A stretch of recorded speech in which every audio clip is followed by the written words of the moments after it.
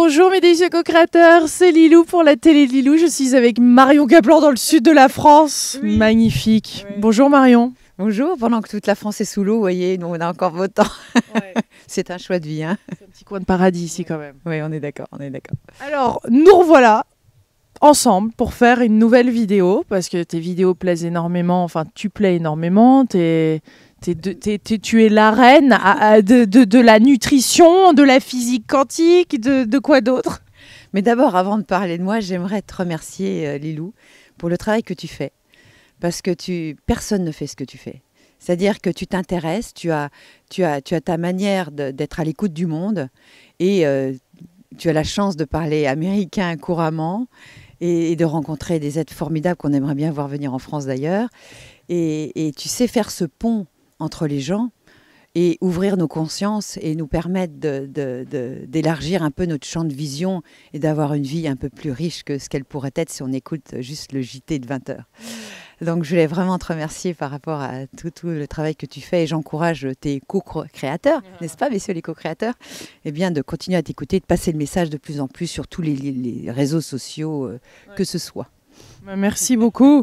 Merci de ton travail aussi. J'étais ravie d'aller l'année dernière au congrès de Quantique Planet à Reims. Je sais que tu en refais un autre cette année, qui a plein de nouvelles choses, plein de découvertes. Tu es complètement enthousiaste par ça. Quelqu'un qui a démarré dans la nutrition finalement, tu as démarré avec les travaux de Kousmine, qui t'a amené avant même Kousmine, la cuisine vapeur, tu parles énormément des régimes sans gluten et sans laitage, et maintenant tu organises des congrès. Alors aujourd'hui le thème est un petit peu différent, enfin c'est lié, tout est lié de toute façon, mais pourquoi ne faisons-nous pas les mêmes maladies?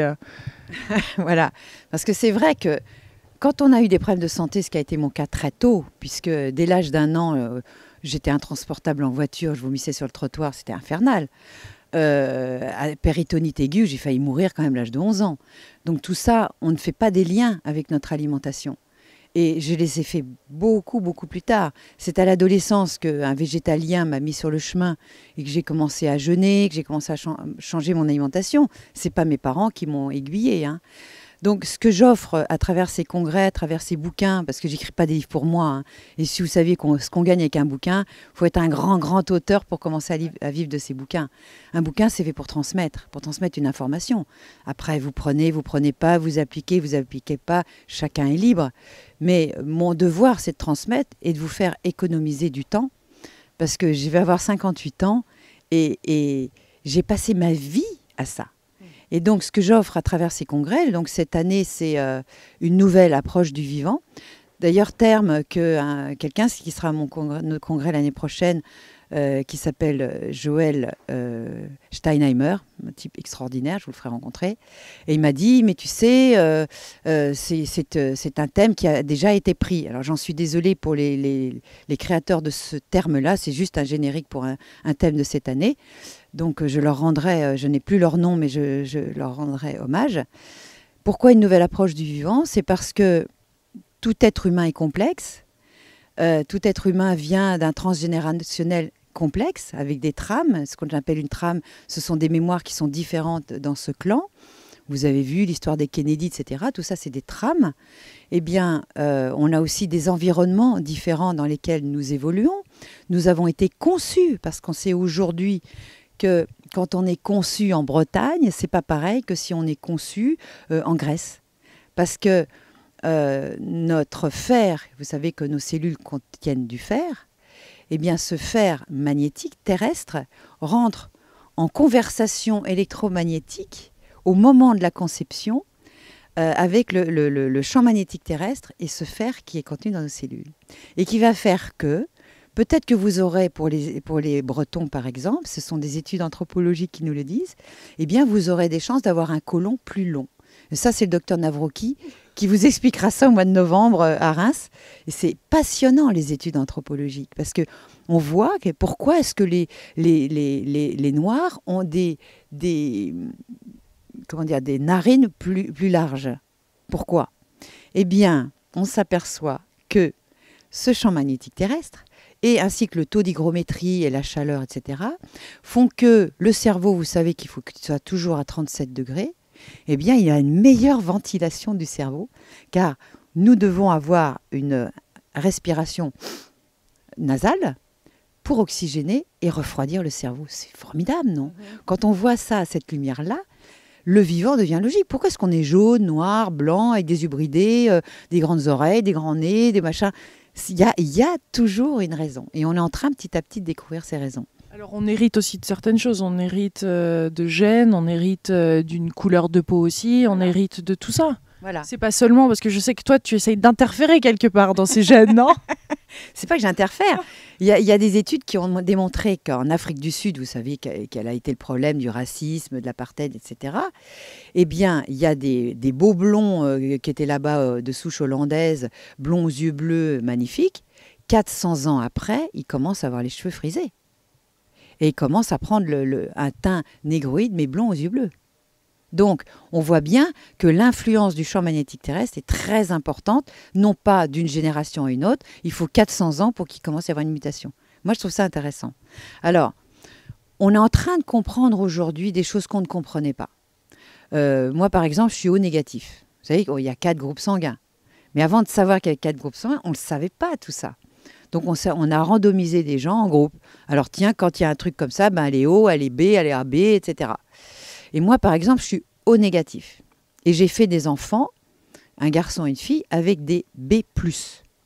Eh bien, non, le premier était B+, le deuxième était O négatif. Et combien de pères? J'ai 2 pères. Eh bien, le B+, il a fallu qu'on fasse des piqûres quand j'ai accouché, anti-rhésus, sinon je n'aurais pas pu avoir d'autres enfants, parce que mon corps, ma génétique aurait refusé un autre embryon. Donc, il m'a fallu faire des piqûres anti-rhésus. Mais maintenant, on est allé beaucoup plus loin. C'est-à-dire qu'il y a un nommé Jean Dosset, français, donc, Cocorico. on fait quand même des belles choses en France. Jean Dosset a eu le prix Nobel de médecine pour ses travaux sur des sous-groupes sanguins. Il y en a peut-être qui sont habitués à ce terme, c'est le HLA. Peu importe, on s'en fiche. Il y a un truc qui est connu. Le docteur Jean Seignalet, d'ailleurs, a beaucoup travaillé là-dessus parce qu'il travaillait beaucoup sur les polyarthrites comme il était rhumatologue. Et on sait que le HLA B27 vous prédisposerait à une polyarthrite ou une spondyarthrite ankylosante. Voilà. Donc, on s'est aperçu qu'il y avait des sous-groupes tissulaires qui vous prédisposeraient à certaines pathologies. Je dis bien « je parle du conditionnel, car il faut un certain nombre de conditions pour développer les maladies. Donc, ces conditions, eh ben, c'est incroyable. Mais l'alimentation est la base de votre médication, à la fois de prévention mais de guérison. C'est quand même incroyable qu'on en revienne toujours à ça. Parce que Seulement pour ceux qui sont intolérants au gluten, par exemple. Alors voilà, Comment c'est lié aux autres maladies? Voilà, vous soulevez un gros problème, c'est que génétiquement, puisque ces gènes et ces sous-groupes HLA se transmettent génétiquement 50% par la mère, 50% par le père, eh bien, ces sous-groupes... Nous avons Dixie à côté qui... Elle est mignonne. Je lui enlève voilà Pierre. Bonjour pour la concentration. Eh bien, ces sous-groupes tissulaires démontrent qu'il y aurait, étude anthropologique, le docteur Navroki nous en parlera également en novembre, que 70% des gens seraient intolérants au gluten, voire cœliaques, sans le savoir. Mais comment est-ce que... pourquoi est-ce qu'on ne développe pas forcément les symptômes d'une maladie cœliaque? Parce qu'on peut être cœliaque dès la naissance et développer les symptômes, c'est-à-dire le gros ventre, les allergies, les diarrhées, etc. On ne grandit pas, rachitisme. Eh bien, moi, je suis cœliaque depuis ma naissance puisque j'ai fait mes groupes HLA et je ne le savais pas. Et j'ai développé une péritonite aiguë, des migraines ophtalmiques absolument épouvantables où je devais rester 3 jours au lit. J'aurais pu faire une sclérose en plaques parce que je commence à avoir une névrite de l'œil. Tout ça, je le sais a posteriori. Donc, j'aurais pu économiser beaucoup de problèmes. Si j'avais fait ce test sanguin, je l'aurais su, j'aurais pas mangé de gluten et j'aurais pas développé, non pas ces maladies, mais ces malaises qui vraiment vous bousillent la vie, quoi. Mais toi, ça fait longtemps que tu ne manges plus de gluten ni de laitage quand même. Même là, tu as eu la reconfirmation, mais ça fait longtemps que tu prônes ça quand même comme régime. Je n'ai découvert ça qu'en 2002, donc il y a 11 ans. j'ai que 58 ans, donc ça fait quand même 47 ans de galère. Hein. Donc c'est tard, je trouve, alors que ma fille, je l'ai fait faire, elle a 22 ans, elle avait des cystites à répétition. Je lui dis, bon, maintenant t'arrêtes de déconner, parce qu'elle l'a compris. Et ben elle me dit, mais maman, ça y est, j'ai plus rien, quoi. Et j'ai la patate. C'est quand même très encourageant de savoir que rien que par alimentation, on va pouvoir corriger les choses. Mais il n'y a pas forcément que l'alimentation, puisque si on a déjà été malade, il va falloir corriger la dysbiose, ce qu'on appelle la dysbiose intestinale, c'est les mauvaises bactéries. Il va falloir neutraliser tout ça, remettre ça d'aplomb, recréer une absorption intestinale et non pas une malabsorption. Donc ça, c'est des thérapeutiques qu'on enseigne maintenant couramment. Mais une fois qu'on sait ça... ça reste un problème quand même pour la plupart des gens. C'est pas seulement en arrêtant, tu es en train de dire, un type d'alimentation qui nous va pas, peut-être le gluten par exemple, qu'on retrouve forcément une bonne digestion et qu'on va se guérir de ces maladies, on est d'accord. Voilà, c'est pour ça que c'est en fonction de la complexité de votre génétique, de votre engagement dans ce système-là. Moi, j'étais comme vous. Hein. Ça n'a pas été facile pour moi tous les jours. Oui. Donc, j'ai pas. Il y a des moments où je faisais des écarts parce que j'ignorais cette histoire de la cœliaquie. Et quand je faisais des écarts, pendant 3 semaines, j'étais constipée. Hein. Mais une constipation, mais terrible, quoi. Il fallait que je prenne du chlorhumagène pour m'en sortir, sinon c'était pas possible. Hein. Donc, comme il y a beaucoup de femmes constipées, allez regarder de ce côté-là pour voir si vous ne pouvez pas améliorer le score. Hein. Tout simplement, au lieu de prendre des médicaments, après ça va sur l'insomnie, après ça va sur le mal-être, alors on va prendre des antidépresseurs, des trucs pour dormir, oh juste un Advil, Exomil, non, je suis désolée, on peut se passer de tout ça, mais ça ne se fait pas en un jour. D'où l'importance d'écrire des bouquins. Là, je suis en train d'en écrire un autre, justement, qui va vous aider jour après jour à changer d'alimentation petit à petit, parce que moi-même, j'ai eu ce parcours. Si je peux vous faire une économie de galère, de décennies de galère, je vous l'offre pour un prix modique. Marion, et par rapport à ces tests-là et les résultats qu'on obtient, le fait de savoir qu'on est prédestiné à telle et telle maladie, pour toi, c'est pas un problème de le savoir et ensuite peut-être même de le développer, sachant qu'après ça injecte quelque part des peurs. Alors moi je dirais que c'est à double tranchant comme toujours, il faut être prêt. Oui. Alors ce que les gens pourraient faire, c'est, là je donnerai dans mes prochains livres les numéros des HLA pour la maladie cœliaque et non pas pour le reste. Comme ça, si ils ont le DQ2, DQ8, il est reconnu maintenant. Ils peuvent taper HLA DQ2 sur Internet. Ils vont voir qu'il y a de fortes chances qu'ils soient intolérants au gluten. Donc, si vous faites les HLA, donc, on peut vous donner la liste des maladies cœliaques ou des prédispositions à être intolérant au gluten. Et vous ne mangez pas. Et puis, c'est tout. Et pour le reste, vous n'êtes pas obligé de le savoir. Parce que c'est vrai que il y a beaucoup de gens qui peuvent être hypocondriaques et qui savent, si on leur dit qu'ils vont faire une sclérose en plaques, ce qui est mon cas, hein, je ne fais pas pour ça que je vais faire une sclérose en plaques, parce que moi je suis prête et je suis mature. Donc il faut peut-être, à mon avis, une certaine maturité pour ne pas se dire que tiens, oh là là, je vais faire du psoriasis ou un diabète. Non, moi je suis pour la prévention parce que je suis une très mauvaise malade. Vraiment très mauvaise malade. Donc, je suis douillette, j'ai pas envie qu'on vienne me triturer. Et je fais tout pour faire de la prévention. Si vraiment il y a des choses que j'ai laissées de côté et que j'arrive à tomber malade, je dirais vraiment j'étais trop con. Ou alors j'étais dans cette ignorance, mais je suis très intuitive. Alors parmi ces choses très importantes dont il faudra tenir compte, c'est la bouche. Pareil, en novembre, on vous en parlera. L'occlusion. Et ça, c'est quelque chose que j'ai découvert récemment également. Je suis allée en Espagne parce que c'est un nommé Pedro Planas, il y a 60 ans, qui a découvert ça et qui est maintenant enseigné par son petit-fils qui s'appelle Carlos Planas. Je te donnerai ses coordonnées, tu iras l'interroger. Il parle français. Aller en Espagne d'ailleurs. Voilà, je te donnerai ses coordonnées. Il est génial. Et ils ont mis au point des machines où on vous met des trucs dans la bouche, on vous fait mâcher et on voit si vos dents, si votre ATM, l'axe temporomandibulaire, vous savez, la mâchoire et le muscle de la mâchoire, et si vos dents sont bien en accord en dessous et au-dessus. Si vous avez une mauvaise mobilité de ce côté-là, comme ça, et que vous pouvez développer à distance plein de pathologies, il faut absolument passer chez l'orthodontiste, mais qui aurait été formé par Planas, parce qu'il y a des orthodontistes, il y en a plein. Moi, je croyais avoir une bonne occlusion, elle n'était pas bonne, pour un petit millimètre, hein. Donc il m'a meulé, il m'a rectifié. Les conséquences d'une mauvaise occlusion? J'avais vraiment des gros problèmes de sommeil. Et même si je me réveille, je me rendors, ce qui n'était pas le cas avant. Et j'ai résolu mes problèmes de sommeil, c'est quand même dingue. Et je me suis aperçue que je ne mâchais que d'un côté. Il m'a obligée pendant 3 mois à mâcher de l'autre côté. Et ce qui est incroyable, c'est que quand j'ai commencé à mâcher de l'autre côté, ça a été une punition pour moi, parce que ça n'avait pas de goût. Et donc je me suis aperçue qu'on doit avoir des récepteurs salivaires qui donnent le goût. Et quand je mâchais à gauche, j'avais aucun goût, j'avais l'impression de mâcher du papier. Et c'est venu petit à petit, maintenant ça a du goût. Donc on perd, vous savez que l'organe ne fonctionne bien que par sa fonction. Si on ne se sert pas d'un organe, il arrête de fonctionner, il meurt. Si je vous mets dans le noir pendant 6 mois, vous allez devenir aveugle.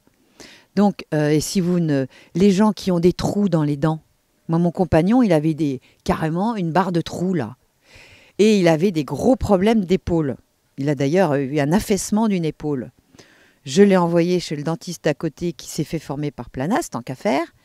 Et on lui a remis les dents en haut. Alors d'abord, pendant 3 semaines, il s'était à hurler quand il mâchait. Parce qu'il y a toute la fonction masticatoire de la gencive qui était enflammée parce qu'elle n'avait pas fonctionné depuis des années, qui s'est remise en route. Et maintenant, il n'a plus du tout mal à l'épaule. Vous ne pouvez plus lever l'épaule. Maintenant, si on peut le voir tout à l'heure, impeccable. C'est quand même fantastique de pouvoir régler des problèmes articulaires ou d'autres problèmes uniquement par les dents et la mâchoire. Et bien sûr, on connaît la toxicité des métaux en bouche, donc ça, il y a Dieu Z, il y a plein de gens comme ça qui en parlent. Ce serait bien que les médecins ils aient ce petit test-là et nous le font dès la naissance, dès le départ, et comme ça, après, sans même nous dire à la limite, et que ça soit remboursé par la Sécu, ça sera encore mieux, parce que ce genre de test-là, ça c'est une autre conversation, mais ça coûte cher. Et puis qu'on puisse mettre ça en place pour que lui puisse faire des choses en fonction de ça, quoi, et puis nous suivre, et puis justement là, on arrive dans la prévention après. Alors j'aimerais tellement, et grâce à toi, grâce à nous, grâce à des gens qui communiquons, peut-être qu'on y arrivera, parce qu'il y a quand même un obscurantisme au niveau biochimique. Et vous savez quand même que Big Pharma, c'est eux qui verrouillent tout. Hein. Vous le savez. Vous savez quand même que c'est eux qui payent les universités de médecine, les facs de médecine. Sinon, il n'y aurait plus de facs de médecine. Et donc, forcément, les études sont orientées. Vous le savez, je suis désolée de leur dire, que les médecins aujourd'hui n'ont que 4 heures d'enseignement sur l'alimentation en 7 ans. Et donc, vous imaginez qu'on leur parle d'occlusion et de dents. Mais non, ça, c'est pour les dentistes. On est toujours cloisonnés. Et encore, les dentistes ne sont pas forcément formés à l'occlusion et aux métaux dentaires. En Suède, en Allemagne, on vous rembourse la dépose des amalgames. En France, on vous pose toujours des amalgames. On connaît la toxicité du beryllium, puisqu'il y a eu des développements de cancer du poumon, etc., à cause de l'amiante, etc., qui étaient dus au beryllium. On le sait. Mais ce n'est pas pour ça qu'ils vont l'éviter. Hein. Il peut y avoir encore du beryllium en bouche. Hein. Donc ça, c'est pas... Nous, on ne fait que transmettre des informations, mais maintenant, à vous aussi de les transmettre. Hein. Le seul souci avec ces tests, hein, c'est que c'est vrai que des fois, c'est cher, c'est hors budget pour la plupart des gens. Clairement, la sécurité sociale devrait rembourser tout ça. Est-ce qu'il y a des astuces? Est-ce que tu connais des choses que tu peux partager? Alors, si vous avez une maladie auto-immune, ce sera facile pour vous et je vous dirai comment procéder. Si vous êtes allergique également. Si vous êtes en bonne santé, ça va être plus compliqué. Mais je vous donnerai des astuces, donc vous m'enverrez un email et je vous dirai comment faire. Voilà. Ouais. Non, tout ça, c'est délicat de toute façon, parce que c'est vrai que c'est pas quelque chose qui est forcément accepté par la société. Et il y a plein, je sais que tu combats contre ça aussi, ces aberrations à tout niveau, mais bon. C'est aussi délicat que dans les jeunes aujourd'hui, vous, co-créateurs, il y a sûrement beaucoup de jeunes qui écoutent. Si je parle de Jacques Benveniste, les gens disent c'est qui c'est un guitariste? Non. Mais c'est vrai, aujourd'hui, il y en a plein il y en a même qui connaissent plus Kousmine. Donc Jacques Benveniste, c'est quand même celui qui a découvert en travaillant sur les allergies que l'eau était capable de prendre une mémoire, de mémoriser des informations. Et en travaillant par exemple sur le cœur d'une souris, je crois, ils ont créé une allergie à ce cœur. Donc en envoyant la molécule chimique sur ce cœur, bien sûr, il réagissait avec donc une grosse allergie. Mais il s'est aperçu qu'en isolant la fréquence de cet allergène, le cœur réagissait pareil. Il s'est dit, oula, il y a un truc là. Et donc après, ils ont isolé la fréquence donc d'un certain nombre de basophiles, etc. Et ils les ont captés sur un ordinateur, sur un disque dur. Et ils les ont envoyés à distance de l'autre côté de la planète, uniquement cette fréquence. Et c'était le b.a.-ba, le démarrage d'une médecine fréquentielle où on pourrait se soigner et à distance et avec des fréquences sans médicaments. Et c'est prouvé. Il était patron d'unité de recherche à l'INSERM. On lui a supprimé ses ordinateurs, on lui a supprimé ses sponsors et l'argent, ce qui fait que harcelé, il a fini par mourir, tourné en dérision. Je me souviens de Sciences et Vie, ils n'ont pas été sympas avec lui, ils l'ont vraiment tourné en dérision. Franchement, Sciences et Vie, vous avez un gros paquet que vous lui devez, parce que quand même, le professeur Luc Montagnier a repris ses travaux avec un bon sens formidable, et même notre prix Nobel de 2008 de médecine, qu'est Luc Montagnier, est parti à Shanghai pour se faire financer ses travaux, alors qu'il est français. C'est pas normal. Voilà.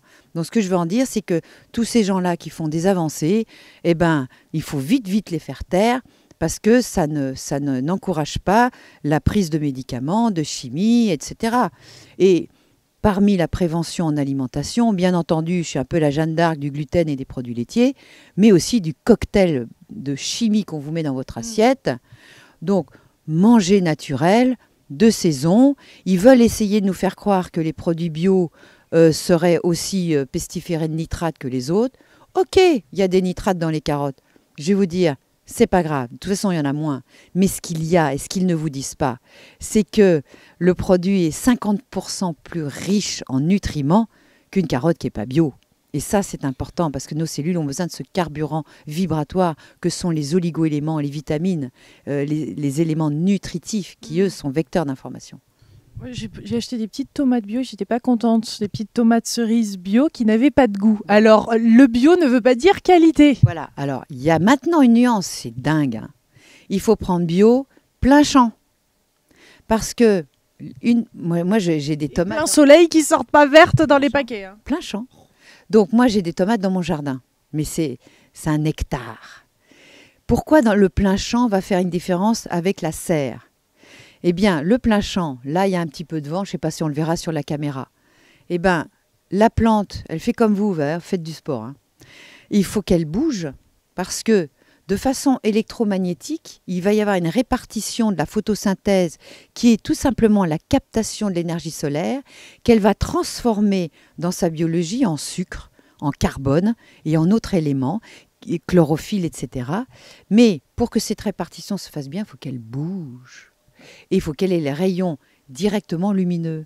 Aujourd'hui, vous avez des serres qui ne sont plus en verre, mais qui sont en plastique.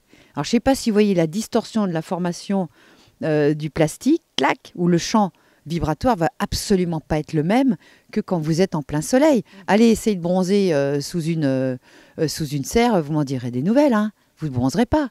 Donc la photosynthèse va évidemment finir par se faire, mais les sucres ne sont pas les mêmes, ce qui fait qu'au niveau du goût, c'est dégueulasse. Marion, on déborde. On va faire d'autres vidéos sur la nutrition. On va en faire une autre sur la cuisine vapeur parce que je trouve ça très très important. Et puis aussi sur le bio, ça serait sympa de faire quelque chose aussi sur le bio parce qu'il y a de quoi dire hein, sur le sujet quand même. Et sur le bio, on ira ensemble dans un coin génial à côté de Pierre Rabhi, tu verras. Un lieu extraordinaire, on ira ensemble si tu veux. Il va être là, Pierre. On fera en sorte qu'il soit là. À ton congrès? Ah oui, au congrès, il sera là, bien sûr. Oui. Rappelle-nous les dates du congrès. Alors, c'est 16 et 17 novembre, mais venez le 15 novembre parce qu'il y a un concert gratuit avec Marc Vella, que j'adore, et qui nous met toujours cette dimension d'amour et de partage. Pour moi, c'est important. Et donc, 16 et 17 novembre, que du bonheur dans les deux salles, parce qu'il y a deux salles. Le docteur Navroki, dont je parlais tout à l'heure, sera en salle Clovis, donc maintenant, il doit rester une 50aine de places. Et beaucoup de partage, des débats, quelques ateliers, beaucoup d'artistes. Vous verrez, vous allez être un peu scotché cette année. J'ai hâte de m'y rendre et de faire plein de belles interviews en tous les cas. Oui, oui. On va te dédier un bel espace. Ouais, je vais avoir un espace. La télé de Lilou va avoir son espace. Yes. Bon, mes délicieux co-créateurs et ma délicieuse Marion, merci de cet entretien et de ce moment. Et on va enchaîner sur une deuxième partie. Ok. Gros bisous. Bisous.